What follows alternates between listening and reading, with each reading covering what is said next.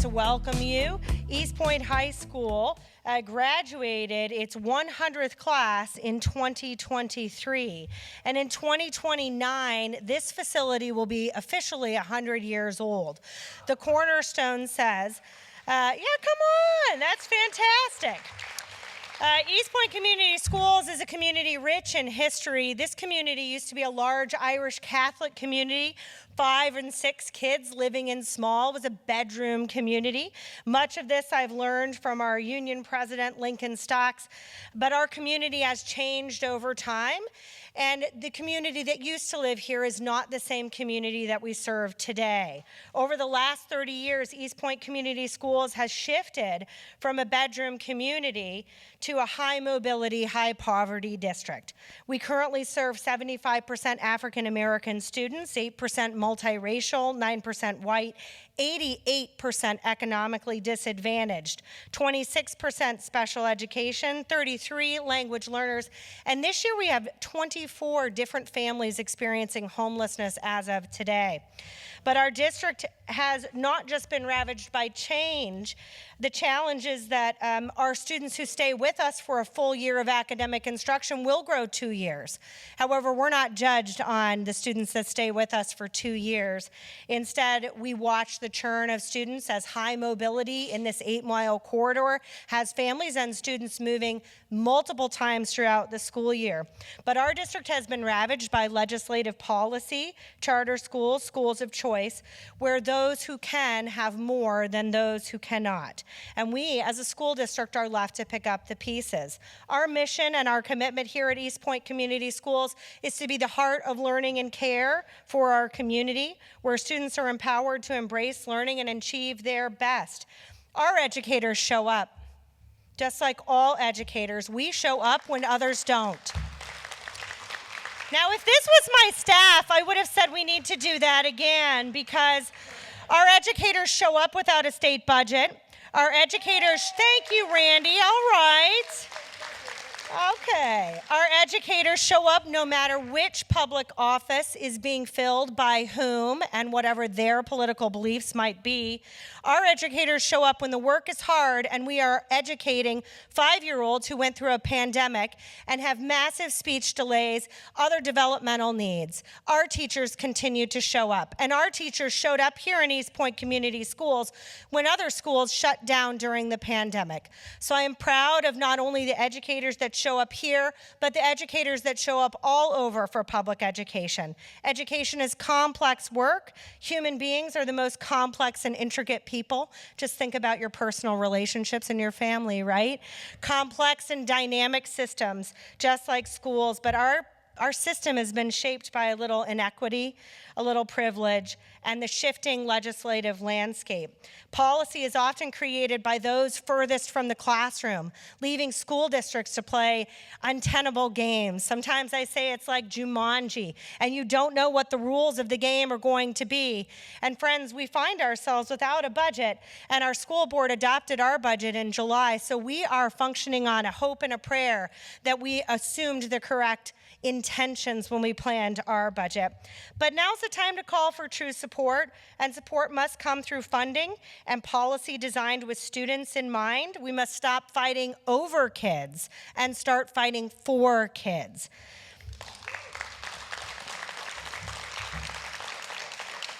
Eastpointe didn't create the problems in public education, but we're committed every day to showing up to solve them. And I got into education to serve children. After 20 years in public education, I've learned that serving children matters. And to do that, you have to care for the adults who serve the children, because adults who are cared for care for kids better. So moving forward, it was my honor and privilege as soon as we were given the opportunity to host this event, because I believe in funding for schools. I believe in the power of public education, but we must commit to systemic change to ensure that every child thrives in urban, rural, affluent, poor, every community in Michigan, and everywhere else. So education is at an existential crisis, friends, but we can reimagine it together. So tonight, let's commit to lifting our voices for children, families in the future. And thank you so much for being here at beautiful Eastpointe High School to rally together. Thank you, Darlene. Up next, I'd like to invite the president of Warren Education Association, Mr. Bob Callender. Bob.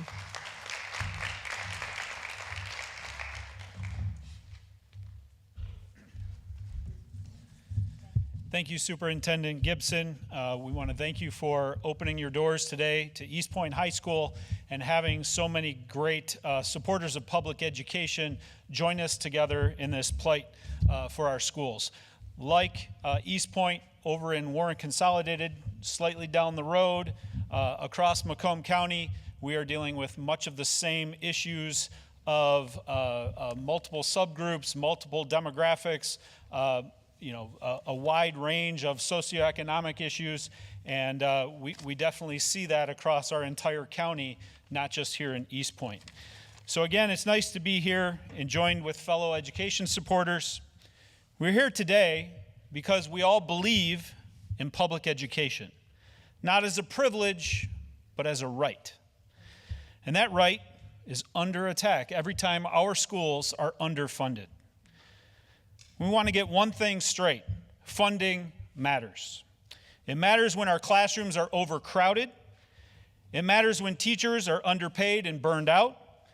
It matters when students don't have access to counselors, art, music, or even safe buildings.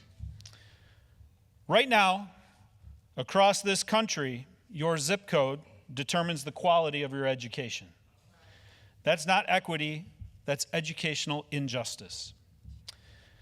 And it's not just a state issue, it's a federal issue. The federal government has never fully funded special education.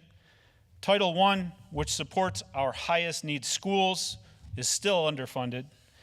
Promises are made but not kept. We say enough. We demand a system where dollars follow student need, not neighborhood wealth. We demand that our lawmakers at every level prioritize public schools over politics, profits, or tax breaks for the wealthy. Because when you fund schools, you fund hope, you fund equity, you fund the very future of this country, this nation. We're not here to ask nicely. We're here to demand. Fund our schools, fully fund our schools, fund every student, fund our future. I want to thank you for this opportunity to address this group, and I now want to welcome my colleague, my friend, Heather Schultz from MEA Local 1 to the microphone.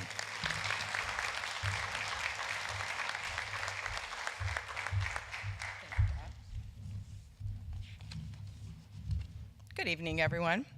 As Bob said, my name is Heather Schultz, and in addition to being the proud president of MEA NEA Local 1 that serves, we represent 16 districts in Macomb and Eastern Wayne counties. I am also a member of the board of directors for the National Education Association, and most of the time I am a middle school science teacher in St. Clair Shores.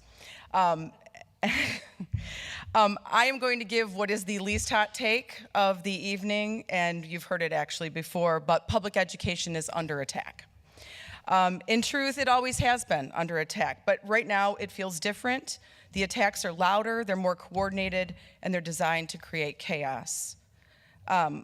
Let's be clear for what's at stake. Federal funding is constantly at risk. Special education programs, school meal programs, even basic student supports depend on budgets that are too often hanging in the balance of political gamesmanship. Federal funding cuts have us actually debating whether every child should be guaranteed the dignity of a healthy meal at school. A colleague of mine, in response to something happening in Macomb County in one of our districts, had this to say: "I've always believed that out of all of our problems, food is easiest and cheapest to fix. Having a well-balanced meal provided to all kids isn't just about a family's economic status. It's about a healthy meal because people are busy and not always paying attention. It's really an extension of the curriculum. You're teaching kids what healthy looks like, It also removes one more barrier where kids are labeled for what it is or isn't in their lunchbox. We're also being attacked with vouchers or whatever name they're throwing onto vouchers, but the scheme is the same. And time after time, voters have rejected them. Last November, voters across the country defeated all voucher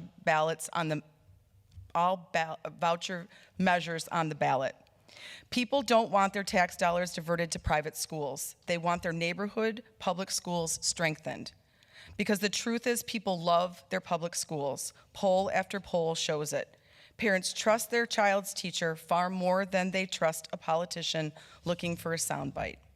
But in the current climate, too many politicians are deliberately sowing seeds of doubt, trying to distract from their own failings by pointing fingers at educators.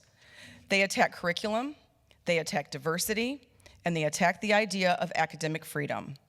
Here in Macomb County, teachers are being targeted on social media for speaking up or belonging to groups just because they're members of them. School boards are pushing policies to strip classrooms of inclusive signs and symbols. Educators are being silenced, and students are losing the chance to learn in environments that reflect and respect them. And all of this is happening during an educator shortage. Critical positions go unfilled year after year. Students who need extra support are the ones who suffer most. And the dedicated educators who remain are being stretched to the breaking point, taking on more and more until burnout drives them away too. So the question becomes, what do we do? So one of my favorite rally chants says it best, and I will not do it justice because I know the people who can. When public schools are under attack, what do we do? Stand up, fight back. Stand up, fight back. That's exactly what we need to do. Thank you. I knew there would be people that knew the answer. Terrence and Randy, thank you very much. And the most powerful way to fight back is at the ballot box. We must elect public school-friendly candidates up and down the ballot. Every level matters. School boards, state legislatures, the governor's office, Congress, and the White House. This is not just an educator fight, it's a community fight.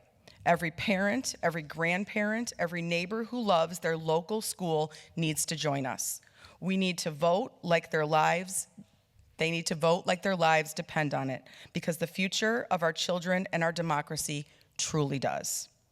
Public education is the cornerstone of opportunity and democracy in this country, and together we need to make sure that it stays that way. Thank you so much for the opportunity to speak to you tonight.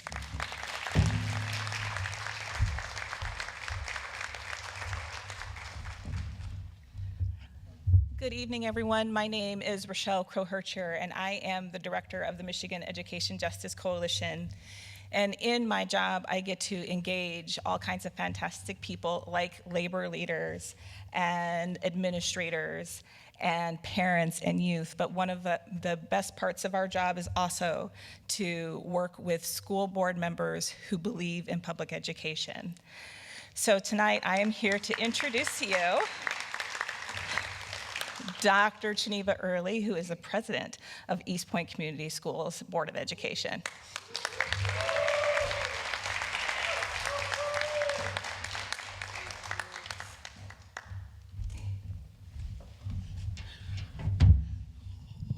Thank you so much. I was worried that I was going to be too short for the podium. First of all, I would like to say thank you so much for everybody being here, and thank you to my wonderful school board members. Can y'all just stand up and say hello? This is Eastpointe Community School Board. Thank you. I would like to say first that public education is the backbone of America's democracy. Yes, it is. Without a strong education system, we will not be successful.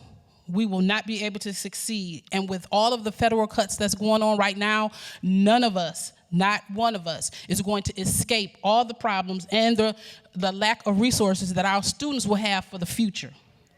Undermining public education is the one thing that should not be tolerated in this community, in this United States. The attack on public education has been coordinated, though. If you notice, federal funding is being stripped at every area, creating an inability for us to push money to the public schools while giving it to the private sector. Parents and teachers are united right now to help bring together and stop the loss of funding, stop the loss of resources for our children, and cutting education today means a weaker economy tomorrow, a weaker workforce, a weaker global corporations, depending on educations and the graduates that come after us. This is a fight that we all should take up, not just to fight for a budget, but fight for the unity of our communities, fight for the togetherness of our children, fight for the communities to become one. We know what the problems are. What we need to do now is stand up and fight. We need to fight back across the country. Coalitions of parents, we need to get together. We need to push for public school education priorities and stop giving it to all these other entities that do not matter for our children. We need to make leaders accountable. Federal, local, we need to make sure them accountable, what they say, what they supposed to do. We need to make sure that we, as the community, the teachers, all the way down to our janitors, we need to take accountability for our children. When we see something happen, speak up to somebody, go to the authorities to make sure that when something happens to our children, we all are accountable for them. Just like Alexander Hamilton and Malcolm X said, if we don't stand for something, we'll fall for anything. Thank you.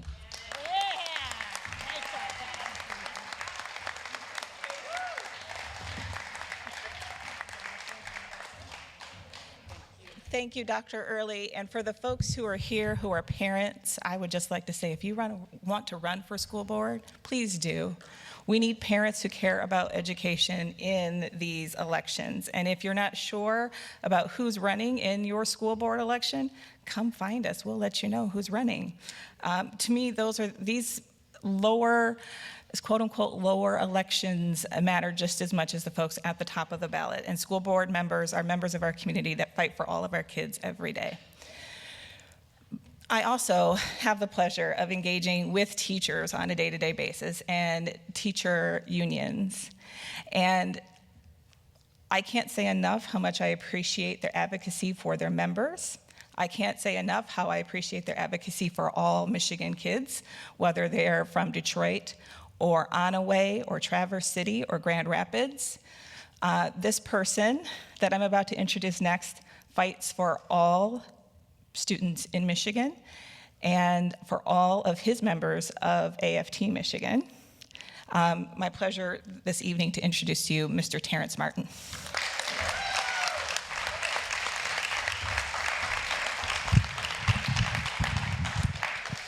Good evening, everyone, and thank you, Rochelle, for that. It has been indeed an honor and a privilege to work closely with the Michigan Education Justice Coalition, a coalition of folks who care, organizations who care, who understand and realize that it's going to take all of us to win this fight for better education for our young people. So thank you for your advocacy as well.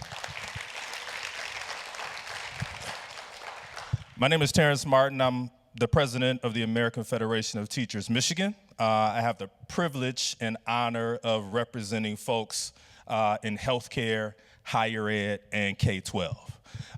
People who service Michigan's communities thanklessly each and every day. I'm only standing here because as a young person in the early 70s, going to school, I had great educators, I had great teachers, and I come from a fantastic neighborhood that raised me to understand that there's more to life than just me, that we've got to take care of other people. And because of that, I went into education. And I started teaching in Detroit, on the east side, Van Dyke and Palmetto, Lynch Elementary in 1998. Started teaching fifth grade students there.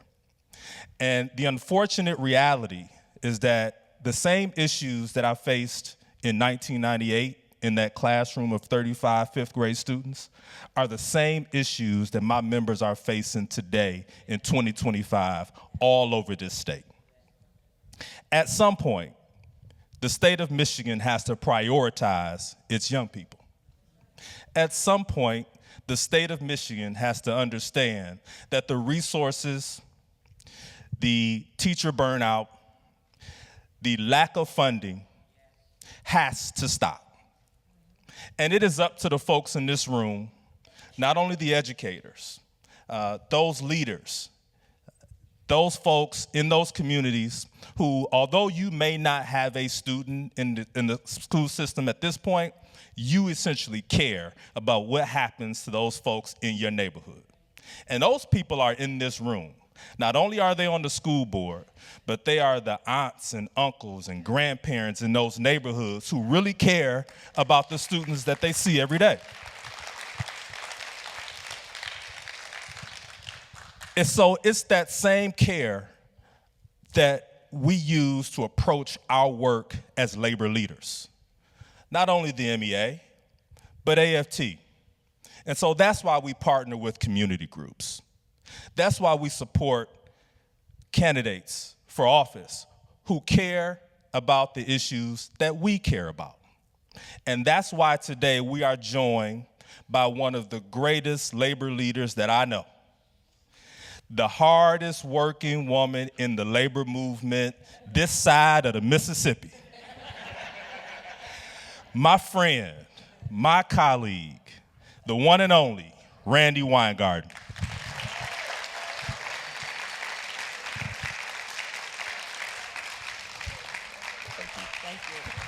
So, now sit, please. I'm thinking I am not a geography teacher. Okay, this side of the Mississippi. I want to say thank you to my dear, dear colleague, Terrence. We had this is the way we roll in the AFT. Normally, some crisis emerges, I don't know, Friday night at some time, in the middle of the summer. And that weekend, I think Terrence and I spoke on the phone, I don't know, like every hour on the hour. I was in upstate New York, which had no cell service whatsoever, so I had to figure out how to duck into a restaurant with Wi-Fi to get cell service. And he was out, doing his summer gallivanting wherever he was gallivanting, but literally every hour on the hour. And then a few days later, we're like, oh my God, I'm not talking to Terrence every hour in the hour. And I don't remember if it was you who called me or me who called you saying, I miss you. But I say that because, and I think I just want to give you a hug, the superintendent. Because yes. Because when, so of course, I have notes, but I'm listening to your superintendent, and I see many of the teachers here, and Lincoln and Terrence and I walked in together, and so many of the students came and greeted us, including someone who wants to be a social studies teacher. I'm like, yes.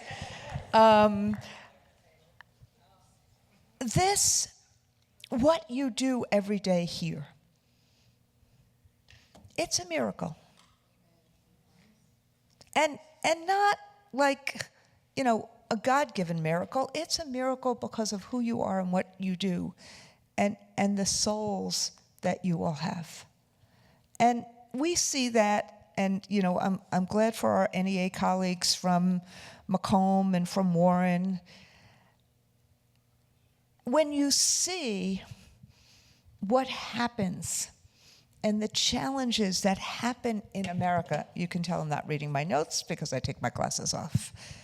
You can see with the challenges of America, the challenges of poverty, the challenges of social media, the challenges of a country that whose leadership no longer believes in its future, but talks about a mythical past, a past, by the way, that I don't recognize.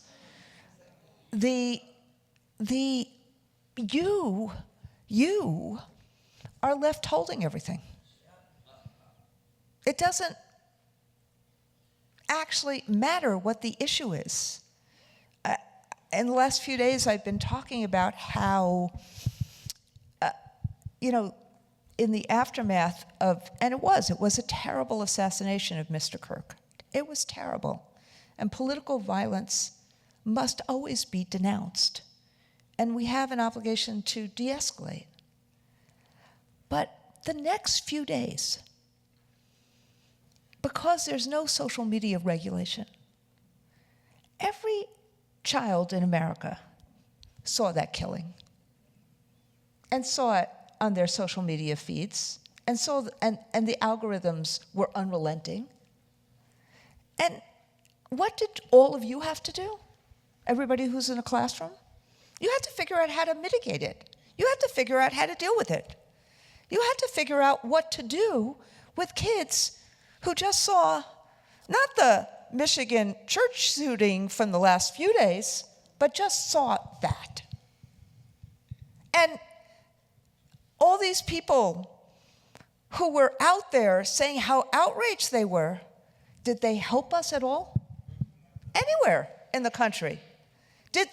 Was there a state superintendent from like Florida or Utah or Oklahoma or Texas who wrote a memo to all of you? I'm sure your superintendent probably helped you figure out what to do. Who wrote a memo saying this is what we need to do, this is how we need to try to deal with current events? No. What did they do? They sent a memo saying snitch on your colleagues. I raise that because all throughout America, people have to figure out how to deal with all of what's going on. And in your classrooms, make them safe and welcoming.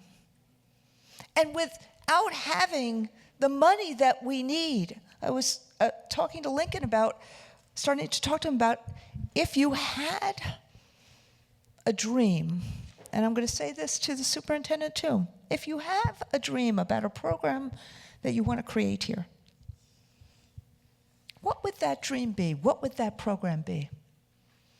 And part of what I want to do as the president of the AFT is part of the reason we have these MOVE grants right now. This is part of the reason why we're working with the tech industry on some things. This is part of the reason why we do and we fight for the philanthropy that we do. Let's find a way to make that dream happen. Let us work with you to find a way and start showing the politicians that that's their job. Yes, that's their job, but let's find a way to do it. Because at the end of the day, the three things that give people power in America, I'm not talking about Betsy DeVos or billionaires. I'm talking about what are the three things that give people power in America, working people power. One obviously is, and we're talked about that, about elections, obviously. And Rochelle talked about that and what the need is. I know we are in a nonpartisan peace right now, or bipartisan or multipartisan, whatever we call it right now. So I'm not going to talk about any candidates. But we need people who are elected on the state and national level who are actually willing to serve the people. And right now in the Congress, literally, and I'm rooting for what I won't say party, I'll just say what Chuck Schumer and Hakeem Jeffries and all the people they represent are doing, because what they're doing is they're basically saying all the premium payments for Obamacare and all sorts of other things are going up right now. And the open window period is right now. And those premiums are going to go up 75%. And this is the only time that they actually can get the other guy's attention to say, stop. Stop. Don't do this to people. We need to actually give people more benefits, not less. We need to make sure that people can figure out how to buy a house, how to have affordable health care, how to have the schools that they deserve. Don't make it worse. So politics is obviously one way, but the other two ways are a labor movement that helps the adults have the kind of conditions of work and the kind of wages that they need. And the third way is what you all do, which is education. Creating, regardless of what gets thrown at you, creating the conditions so that kids have a pathway to soar. That's what you do. And yes, these conditions have been extant for a very long time, but there's a difference today, and I'm going to kind of end with this. There is an intentionality about the destruction of public education. That it used to be neglect. Well, let me just say, in Brown versus Board of Education, it wasn't neglect, it was out and out racism. But in the last few years, the years like the early 2000s, it used to be neglect. But now, it's intent.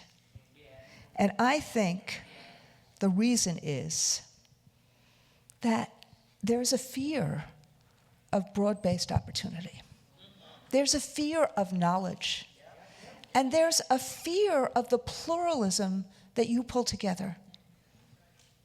Why not have a community school that has so many different kids from so many different backgrounds coming together to teach the habits of democracy, to teach the habits of inclusion, to teach how we learn to live with each other and hear each other even when we are different?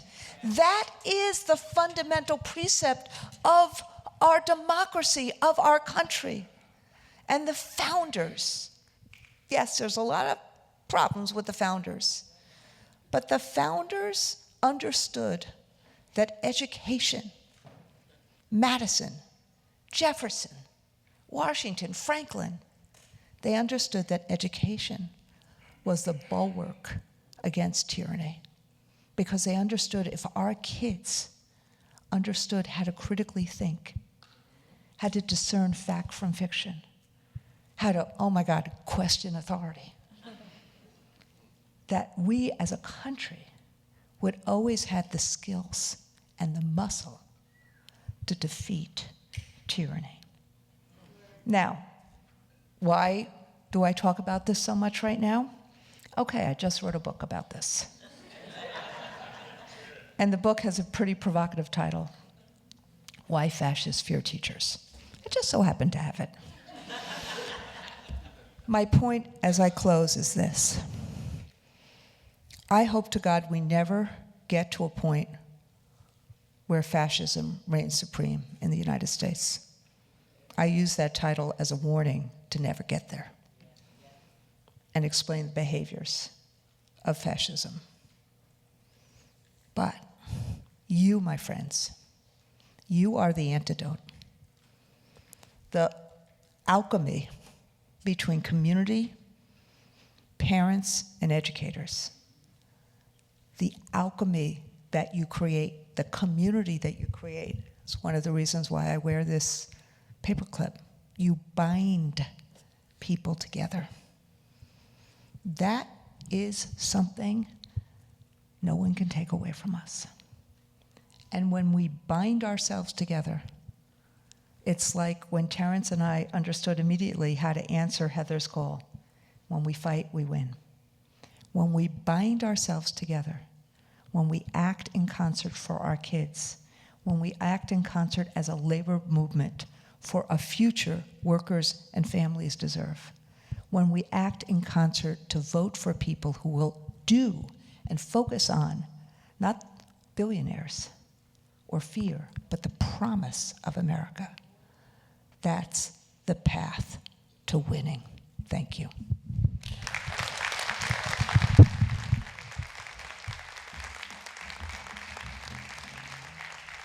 Thank you, Randy. First off, my name is Lincoln Stocks. I am the president of the Eastpointe Federation of Educators here at Eastpointe High School. On behalf of the staff and the community, we welcome you all here. We're very happy to have you here, and we're so excited to have Randy here to share an opportunity to explain to you and talk with you about the matters that are so important to us as a community. You know, as we all signed in and we had to write out a little question we might have, I chose not to write mine because I wasn't sure exactly how it might play in a community like this, you know, in an atmosphere that was charged, you know, as it is. And I was going to ask about Charlie Kirk and how we can bridge that gap and de-escalate. And so I'm so happy that you started with that. And I sort of figured you would. We've known each other about 15 years or so. I serve on the PPC, and I've heard her speak so many times, and I told the folks, you need to come to make sure that you find out and learn why our leader is so dynamic. And so we're going to take an opportunity. Rochelle and I are going to alternate questions that you guys have been able to provide for us in advance, and some of those will probably be best served for Randy to speak to, and some for Terrence or whomever else might be feel appropriate to answer. So let me begin with Jerry Given's question. Is what's being proposed to fund public education here in Michigan, I'm sure concerning our budget as it is today.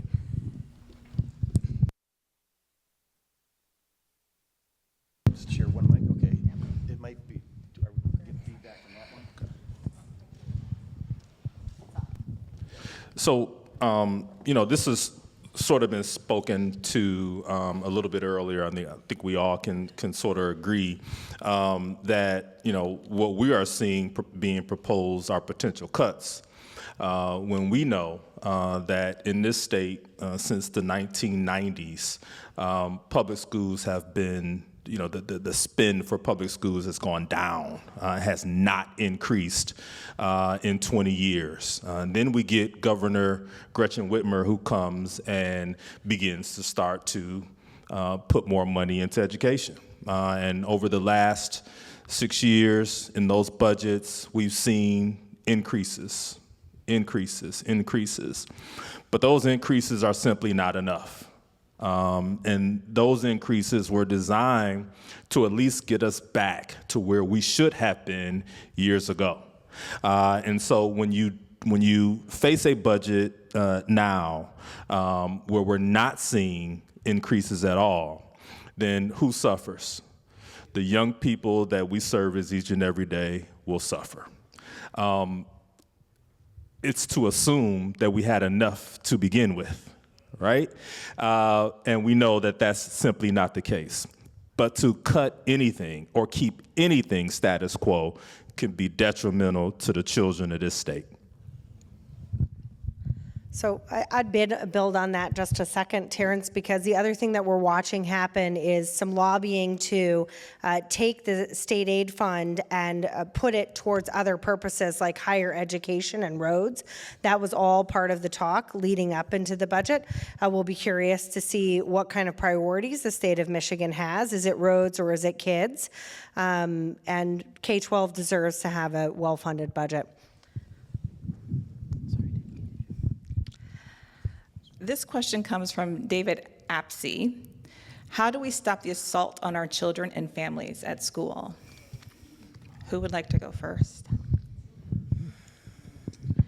Which assaults? Yeah,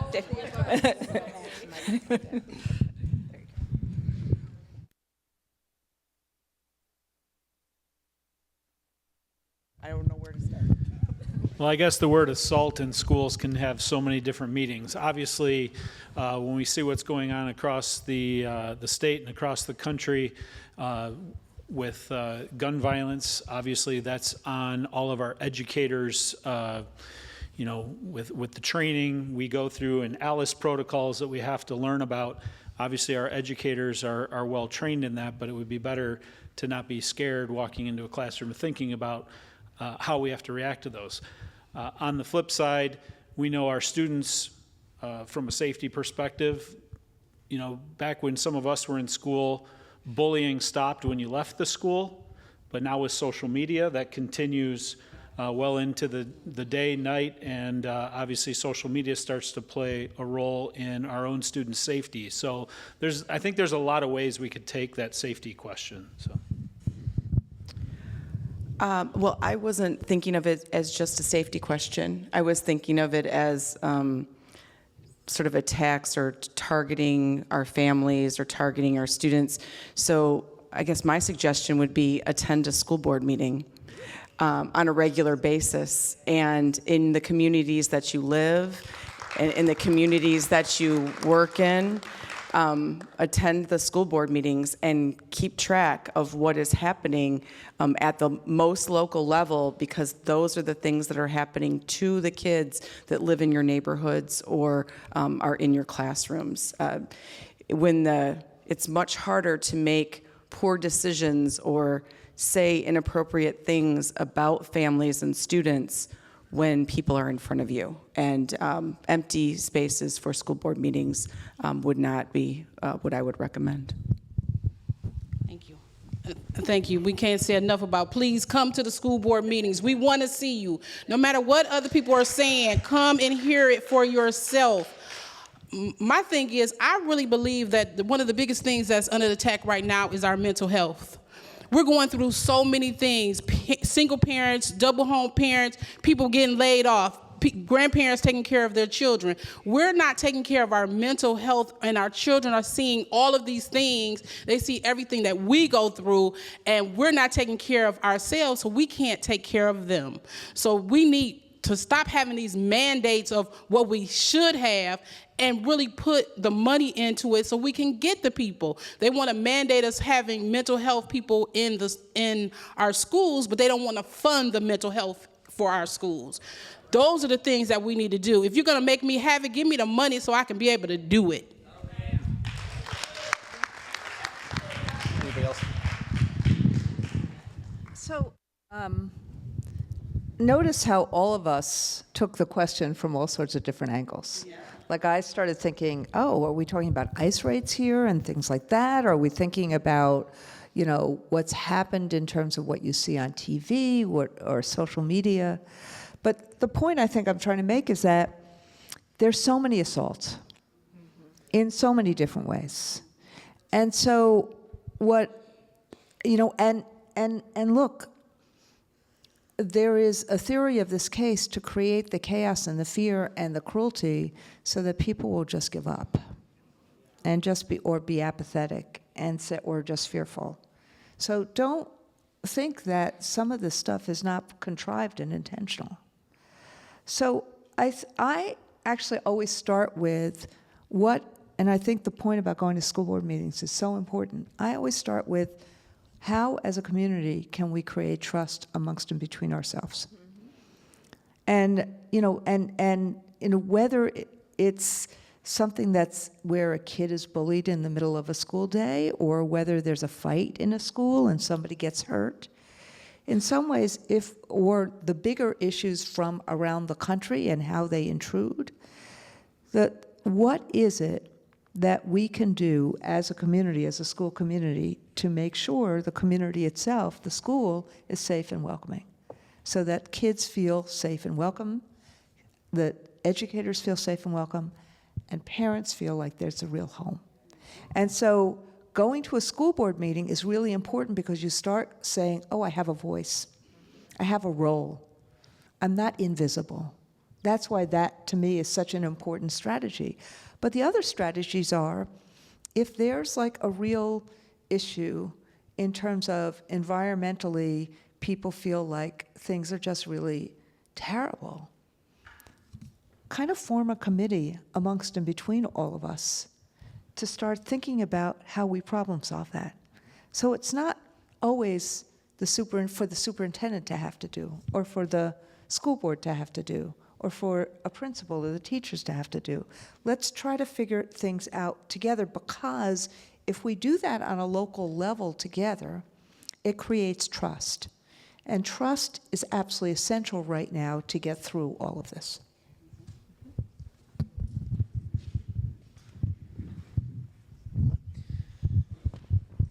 Okay, the next question here is from Monica Trojniak. And she's asking, what is the most significant impact of school vouchers on public education? So who'd like to throw that one out there? Randy, you up for this one? Okay, I write a lot about this in the book I just wrote. It defunds public schools. The biggest impact, there's two really big impacts. Number one, it's a defunding mechanism to defund schools. And, charters in some ways were also a competition model. But people figured out, it's really hard to run a school. So that's part of the reason that people have moved to vouchers as opposed to charters and to homeschooling and to things like that, because there's much less notice in almost any one of these laws. There's no accountability. The public system still has accountability, the private system does not. And in fact, what is the reason? In the original voucher programs were right after Brown versus Board of Education. They were the segregation academies. Those were the original voucher programs. Let's be honest about this. But the voucher programs that happened in the kind of the 80s and the 90s, there is data in Washington, in Cleveland, in Milwaukee, and kids didn't do very well. So this time, there's no accountability attached to it. So it's really just a defunding mechanism. And the second piece of it, it's a balkanization mechanism and fragmentation. Because if you don't have the community schools, schools are centers of neighborhoods, schools are centers of communities, and all of a sudden you diffuse and you don't have, the community in the school, then the pluralism that I talked about, which is so essential for a country to stay together, is no longer there.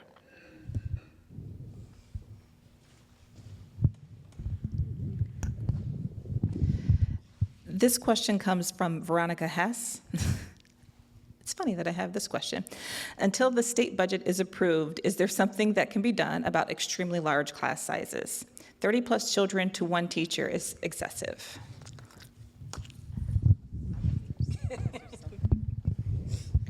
I think it's an interesting question. I happen to pick up Canadian radio stations here, and I noticed that the Canadian unions are really lobbying. There's a big effort to ask for smaller class sizes by the Canadian teacher unions right now.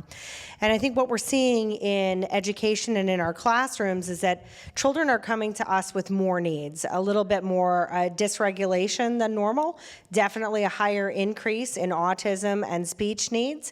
But is there anything that can be done? What I would recommend that you do is reach out to your school principal and ask. There's actually a body of evidence from John Hattie that class size doesn't necessarily indicate the efficaciousness of a particular teacher. Here in Eastpointe Community Schools, I have been watching a masterful teacher at Bellevue wrangle, I think we had up to 38 kids in one classroom for a moment. We are in the process of hiring a new staff member and right-sizing that classroom. We are in a fiscally great position with a large fund balance, and we know that we'll be able to carry on pay for our teachers around the year. Recently, the state superintendents in the state of Michigan, a number of districts have identified that they would not be able to continue to operate if the October state aid payment is not received. But the first thing I think I'd advocate for a parent to do is reach out to your principal. I'd also encourage you, if you are able or have friends or neighbors, ask to volunteer in a school. There is something lovely about a volunteer helping, and I'm not stating that that is the only solution. I'm merely suggesting that 30 children in a classroom can be handled, and I've seen some masterful people do it. I'm one of those people. But you know that certainly, while we do it and we do a masterful job at it and we create miracles, we know that studies show that smaller class sizes increase student performance. And so what can we do? Support legislation that increases the pie so that school districts across this state can afford more teachers, smaller class sizes, more resources and supports for students. It is no secret that it's an issue that every school district across this state has to deal with. And part of the reason why the state has not made this a priority is because we do such a great job of it. And because we do such a great job of it, we're worn out, burnt out, and not supported as educators. And so this cyclical issue can only be resolved when we have the necessary resources, the necessary legislation that fully funds public education. New York City just did this. It took years. I mean, when I was the president of the Teachers Union in New York, we filed lawsuits, we did a bunch of things, we changed contracts, but there was there was an opening, and New York City negotiated a state law to reduce class sizes. And there was a lot of howling about it, as you can imagine, in terms of big city howling. And what essentially happened over the course of 3 years is that there was initially a volunteerism in terms of schools who could do it themselves and come up with creative ways. A lot of schools did that over the course of, I guess, 3 years. There was a planning year, and then these last 2 years. Just FYI, the school scores, the reading scores in New York City just went up 8 points. Just FYI.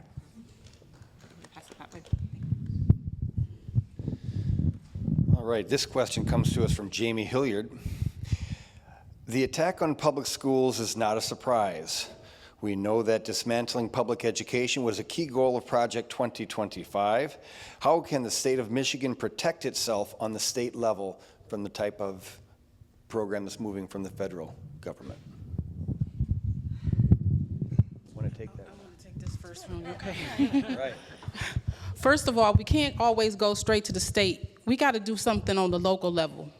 We have to lobby for our own well-being. Our school board just did a resolution to send to our legislature, say, come on now, let's stop fooling around with this budget and all the things that's going wrong with it. And our resolution is now being used in other districts. And so we can't just always go to the top. We got to start where we're at. We are all here for the same reason, because we love our students, because we love our positions, our schools, and we might even be here because we hate it. But we have to understand we got to start somewhere, and this is where we start. Us all coming together for one issue, and that's because our students deserve better. They deserve better than what they're getting, and we can't separate them like our class is smaller. We can't bring in more teachers because we don't have them. We can't bring in more counselors because they're not in school. Why? Because they can't afford to go. They can't afford the high student loan payments. They can't afford all the things that's happening to us. And so we have to start doing stuff on the local level before we think we can get up there, because if we're not doing it for ourselves, they're never going to listen to us.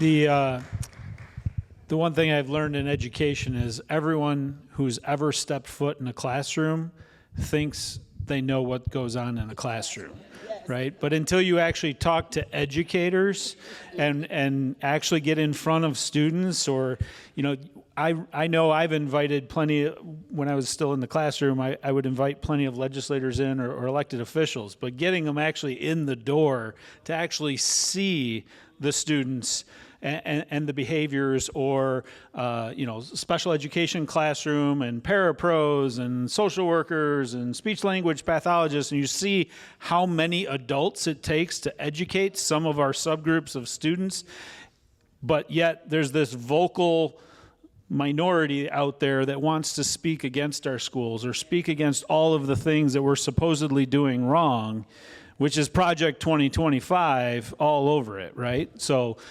those are some of the things. Just speaking our minds and attending school boards, I think, is key to continue to fight back against those messages. I go back to voting. I go back to elections.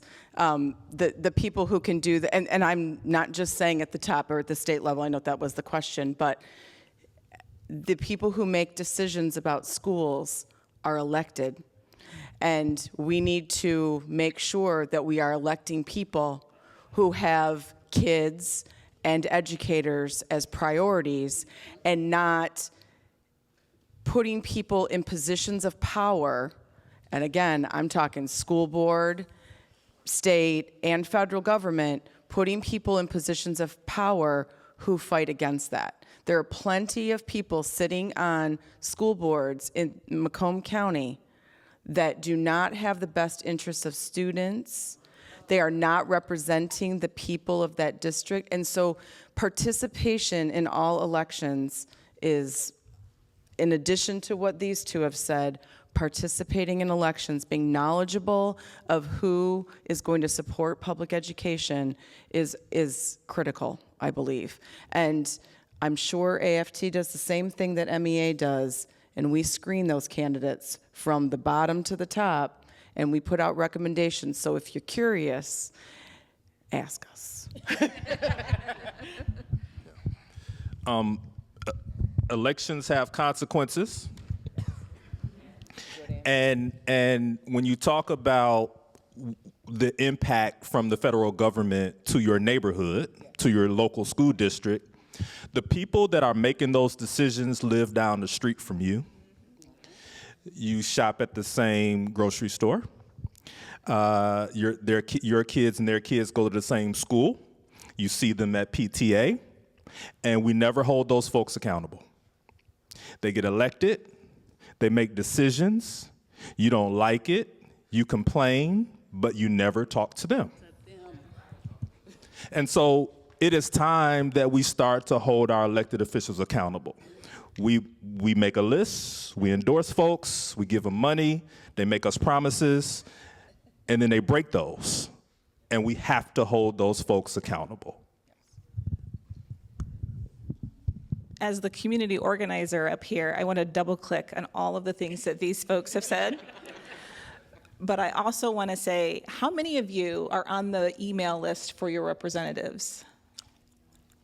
Good, okay. Make all your friends get on their email lists, because you might not know. I unfortunately know all of the things every day that's introduced. You might not know when a bill is being introduced federally or at the state house or wherever else that impacts education. But if you get on their mailing list, they'll tell you what they're doing. And then you can call their office and say, hey, I don't like what you're doing. So in addition to all of these suggestions, also one very easy step is to just get on folks' email lists and read the emails. I know it's annoying. Read the emails that come in. Whether you agree with them, they're the person you voted for or not, get on their email list and follow them and see what they're doing. Because things come up every day in their day-to-day work. And you all might want to know about it. And you all might want to give their office a phone call or an email, right? Right.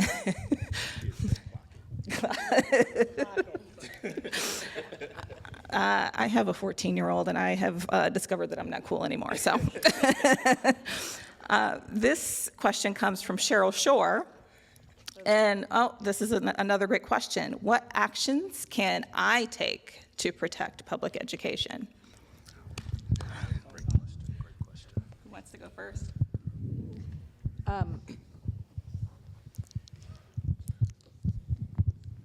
Engage in some way.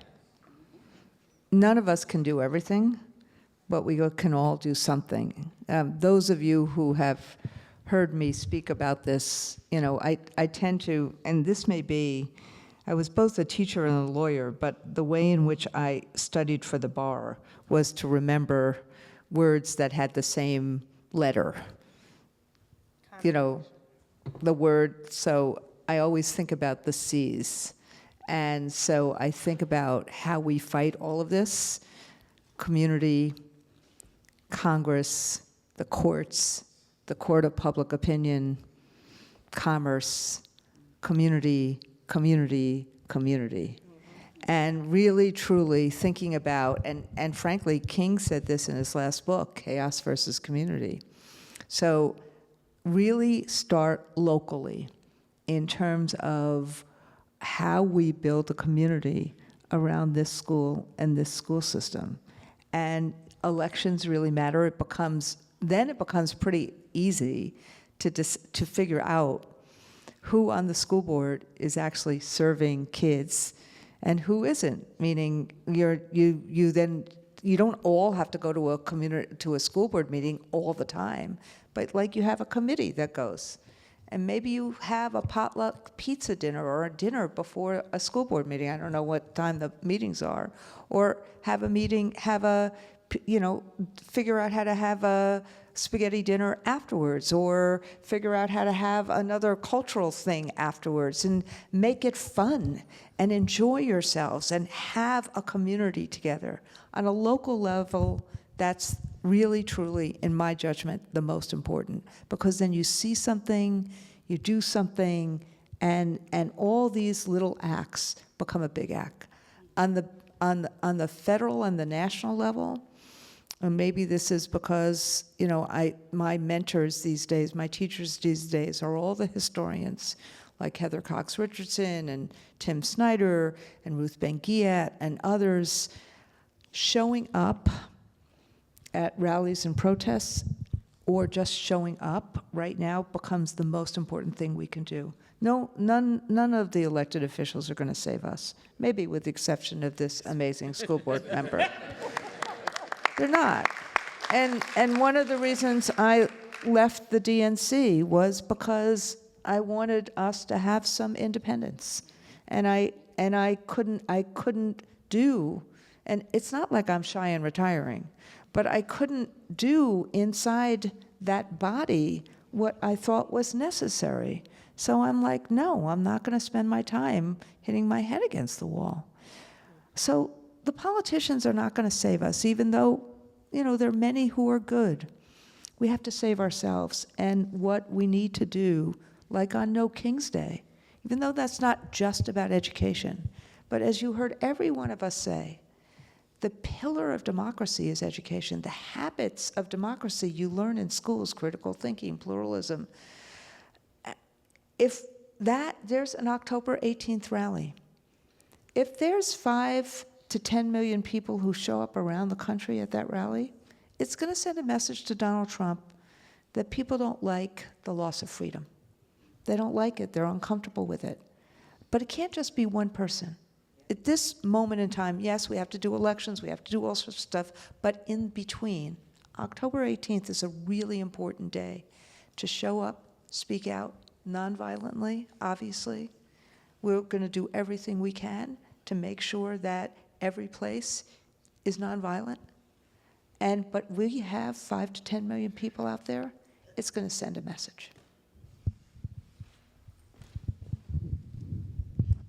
Thank you. Pizza potluck sounds like something I'm interested in. I'm not sure, but dinner and a board meeting kind of thing, we can do that, right?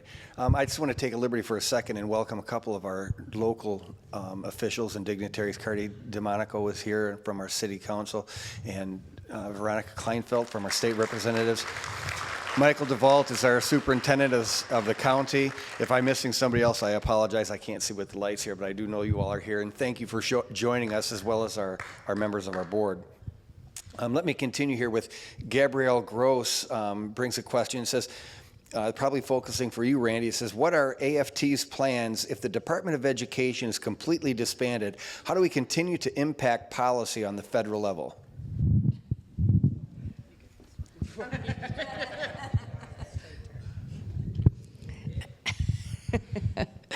Do you want my serious answer or my cynical answer? Yes and yes. So look, let me just say, number one, and sorry, I am a social studies teacher and a civics teacher. What Congress, the President of the United States of America cannot, by his Sharpie, end the Department of Education. What Congress creates, Congress must end. And if the Supreme Court ignores that, it means we got a lot more problems than the Department of Education. Because that is pretty much written in the Constitution.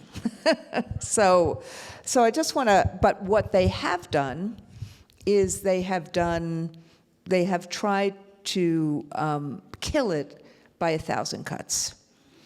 And so and that the Supreme Court allowed them to do. So there's 3 things that we can do right now.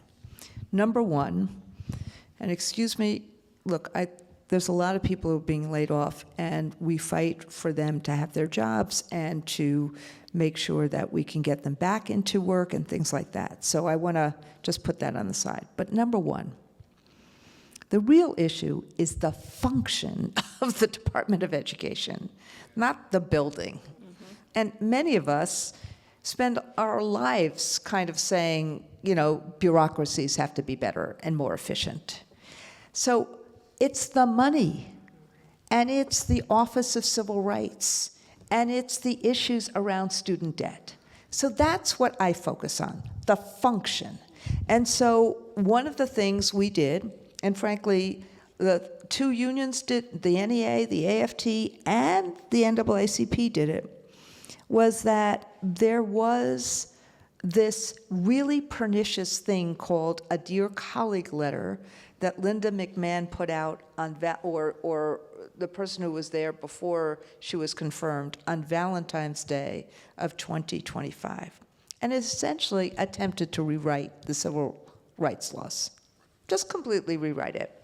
And then said to superintendents of districts as well as of the nation, of states, if you don't certify by April, I think it was April 25th or some day, if you don't certify by that day that you are abiding by this, then you're not going to get your money. So all of a sudden, then there's another vice that if you decide that you want to follow the law and you don't sign it, then you don't get money. And if you decide to sign it and you don't follow their dictates, then all of a sudden, think about what just happened with James Comey. So they put everybody into a vice.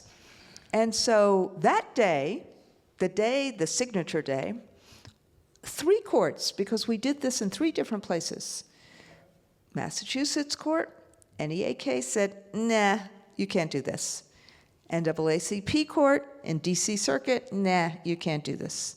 And the case we took in Maryland, which was a case that also had, we asked for a nationwide injunction, they said, no, you can't do this. And then in August, on the merits, the Maryland case, our case, this judge said, this is way too illegal, even for me, a Trump-appointed judge. And sorry, I like telling law stories this way. I think it makes them more enjoyable. And so we have this amazing decision that basically says, no, you cannot rewrite the civil rights laws. I want you to use that decision. Number 2, on the issues of money. States like Mississippi, 20% of Mississippi's education budget comes from the federal government. 20%. Remember that. That means that Mississippi has as much of a stake in getting the federal money that, as you've said, is not sufficient, as a state like Michigan. So we have to use our unions and our community advocates and the work that we do nationally to make these fights together. And we did that this summer, and the money that Linda McMahon withheld in June, money that went for summer school and after school, by the 3rd week of July, because we did this work together, she had to disgorge the money back to the districts. So let's make these fights about money, let's make them in a bipartisan way. And then number 3 is we have to make sure that people understand the contrast and understand what's really going on. So earlier, when I was giving my remarks, I talked about the shutdown, not in terms of the politics of it, but in terms of what are the Democrats fighting for. When somebody sees their premium payments go up 75%, that's a big deal. We have to make these fights, do them, and every teacher in the room and para in the room understands what I'm about to say. In your classroom, it's not what's said, it's what's heard and what's felt. All of us, we have to start where people are, not where we want them to be. So we got to make these fights in a way that people hear it, and people see it, and they feel it. So that's why, frankly, most people don't care whether there's a Department of Education or not, but they care about what the functions are. That's what we have to fight for.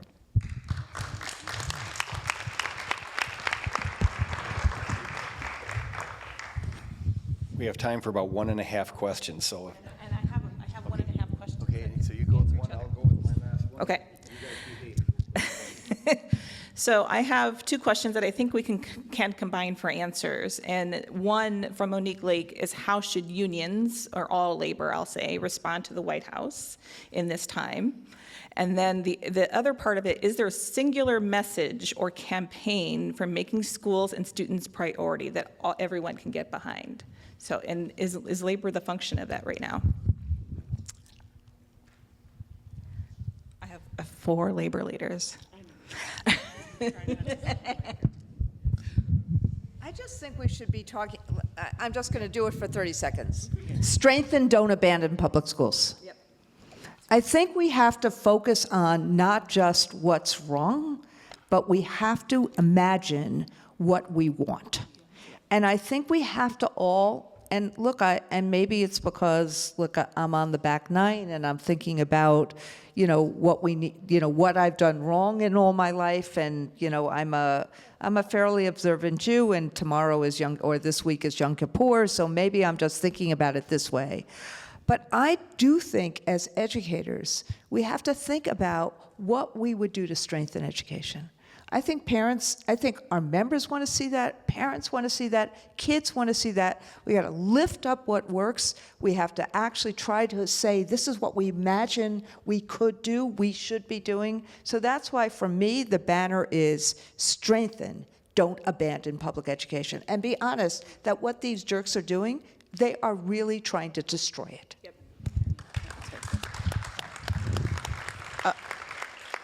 I guess to piggyback on that, I think that the way to reach the White House is to do what we've all been saying from the beginning. I think you have to start with your community. I think that, and I remember thinking this the day after the election last year, that a friend said, what are we going to do? And the only thing that we can do is what's in front of us and what we have control. We have control over what our communities think of public schools. We have control over what how our kids are. And if we build that and we are positive about what we want that to be, I think that is the message that then gets carried up the ladder, so to speak. And if what is happening from above can't touch us because we're so strong down here, I don't know, I think that that's the generating the feeling, and this is what we want it to be, then we see how what's happening from DC is the antithesis of what we want it to be. I don't know if that made any sense. No, that makes sense. I mean, again, a unifying message, right? So we're obviously labor leaders. That's part of our leading a message, and we want to continue to lead that message. But I think there's also a fear that educators are being vilified to a degree, and that some educators right now are afraid to speak, but they're not afraid to speak through their union. So a lot of times us as labor leaders, we're taking that message for them on their behalf because they're afraid how the public court is going to essentially weigh in on them, just like we've seen with current events. Yeah, really quickly, I think it's about building power.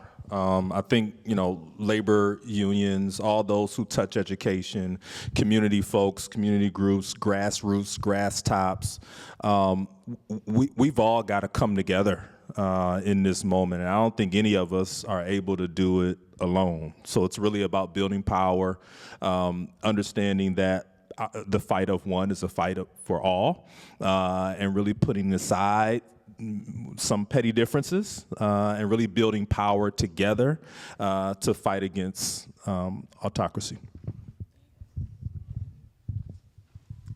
What did you say? When we fight?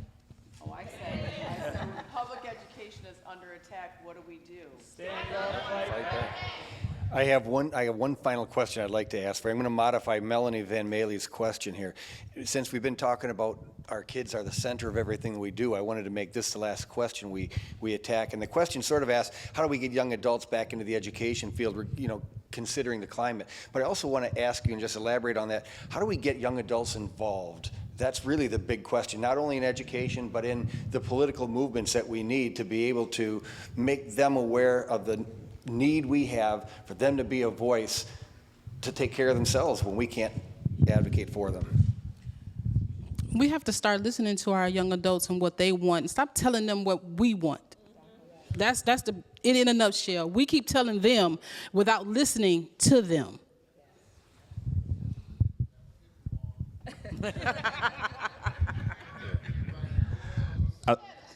I think we also assume that they're not involved.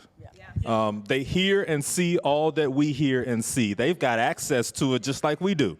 And so I think, part of listening to them is also creating space for them to be able to get involved. Oftentimes it's a bunch of adults in a room making decisions about what kids should and shouldn't be doing without kids in the room. And so I think it's also creating space and creating opportunities for children to engage. I'm very impressed with what probably the soon-to-be mayor of New York City did during the primary campaign.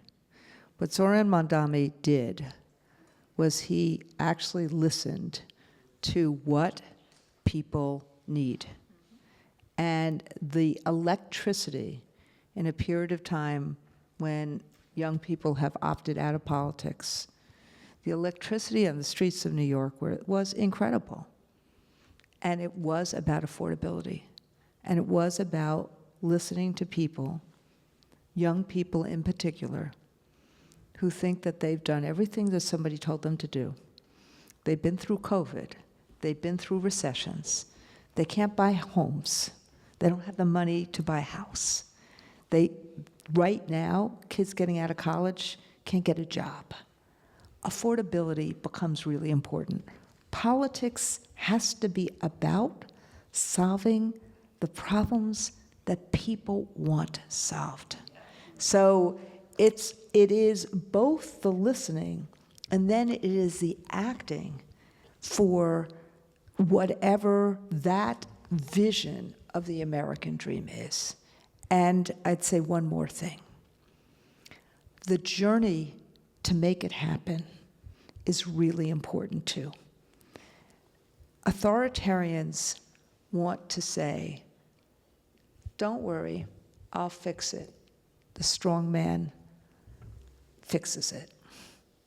Democracies that are vibrant are when people really are engaged. So engaging our kids in the ways that may make us uncomfortable is going to be the salvation of America.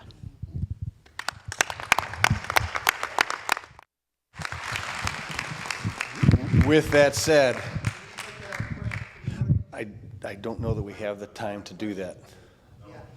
No, I'm sorry, we can't do it right now. You raise the danger of fascism, and I think that's very, very real danger.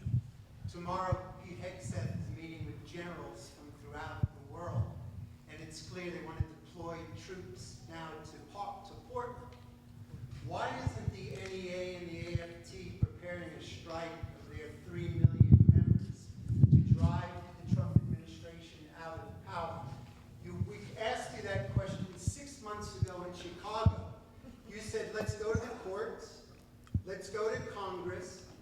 none of that has worked, and it only has emboldened Trump to press ahead. Teachers in Los Angeles are working without a contract.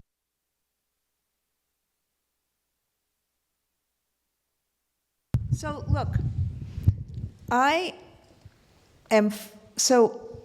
first off, thank you for the question, but what has happened is that people have done questions, all the questions we just answered. I just want to say this for the rest of the audience. All the questions we just answered were questions from the audience. So this was not, but I want to answer this question. Look, I'm not opposed to a strike. We're about to have a strike in Kaiser. We've actually, as a union, have been helping our members engaged in strikes all across the country. So strike is one of the vehicles that one does. They are normally an economic vehicle against a boss. What the most important circumstance that can answer your question is by giving the example of what just happened in South Korea, which is that when the president of South Korea called martial law, what ended up happening around the country is the country stopped. The country, and as many people as possible got to Seoul and essentially stopped the country in its tracks. Everything stopped. Every industry stopped. And they stopped for long enough so that the parliament had enough of a spine to impeach the then president. Now, that is a different way of answering your question, which is that how did that happen? You know what I just said earlier today about October 18th, creating the muscle to be on the streets? You have to build it. You have to build it in a way that not one group or two groups get targeted. You have to build it in a way that everyone is part of it. That's what we're trying to build. So, guys and gals, thank you so much for taking the opportunity to come here. Eastpointe Community Schools, the high school here, the staff here, we're also very pleased to share our nights with you. A round of applause, if I could, please, for this wonderful group. For those of you that know me, you know when I come back from DC in the meetings, I'm inspired by the group and the people that lead us. So thank you for your time. Thank you for your audience. Have a pleasant evening and a safe trip home.